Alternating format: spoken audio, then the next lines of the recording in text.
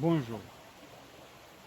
Les pieux, s'ils ont commis quelque turpitude ou causé quelque préjudice à leurs propres âmes en désobéissant à Allah, se souviennent d'Allah et demandent pardon pour leurs péchés. Ici se pose la question: causer un préjudice à son propre âme ou être coupable envers lui-même ou elle-même, comment expliquer cela? Dans la sourate 18, la caverne, il y a deux hommes dont l'un était plus riche que l'autre. Verset 32 donne aux gens l'exemple de deux hommes. À l'un d'eux, nous avons assigné deux jardins de vignes que nous avons entourés de palmiers.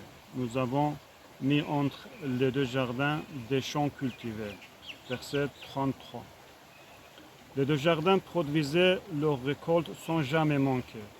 Et nous avons fait jaillir entre eux un ruisseau. Verset 34. Et il y avait des fruits. Et il dit alors à son compagnon avec qui il conversait: je possède plus de biens que toi, et je suis plus puissant que toi grâce à mon clan. Verset 35. Il entra dans son jardin coupable envers lui-même par sa mécréance. Il dit, qu'est-ce qu'il dit? Il dit, je ne pense pas que ceci puisse jamais périr.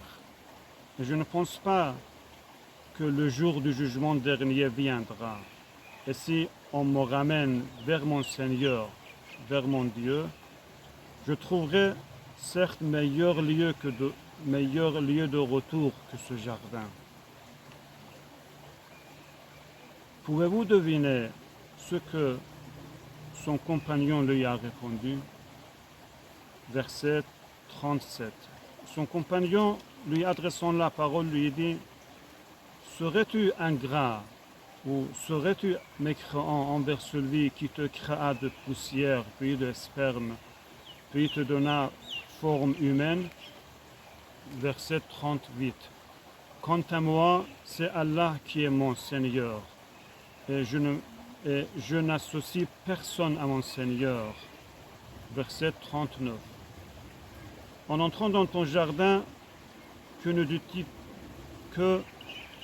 dis-tu, telle est la volonté et la grâce d'Allah, et il n'y a pas de puissance que par Allah.